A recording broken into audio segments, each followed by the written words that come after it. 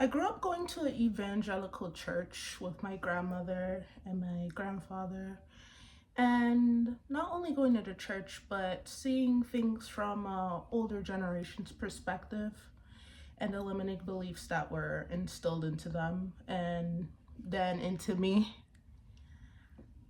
I had to go through a healing journey of learning what is real and what is true and what is not. And one of the biggest things, mixed conceptions that I've had, is that mental health issues don't exist.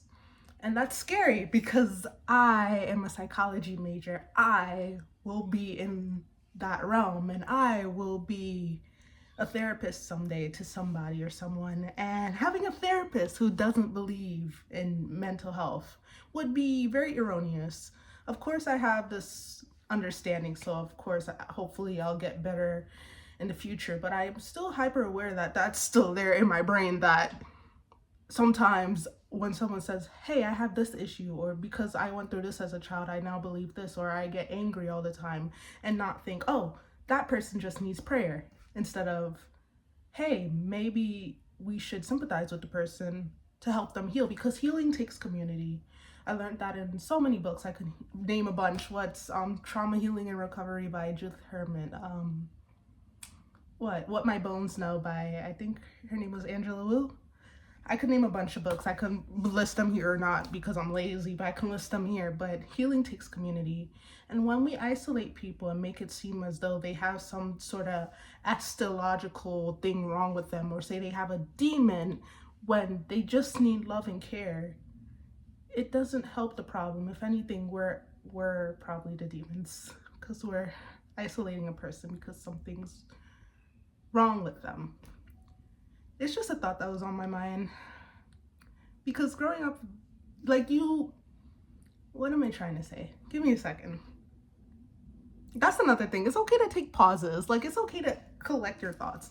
What I'm trying to say, I never questioned it until I was in it. I never thought this mindset was wrong until I was the one who had the mental illness. I was the one deemed a demon. I was the one ostracized or kicked out of my community or not seen or not viewed just because of something that's happened to me, which is weird.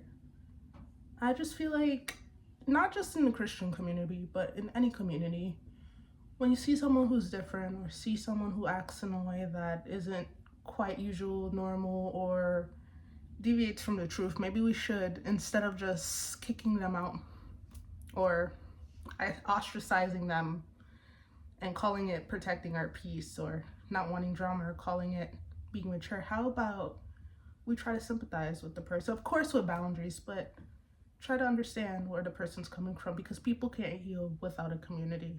So when you kick those people out to the side, when you kick out the unlovable, when you push the unlovable person to the side, when you choose to ignore the person on the street who acts a little strange, who is going to be there for them? Remember Jesus. Remember how he was there for the broken, he was there for the poor, and he looked after the ones who never got saw.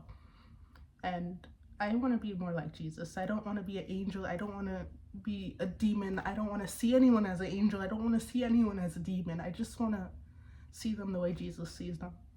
And I hope that we can all get there, even though that would kind of be a utopia. But yeah, I hope that made some sort of sense.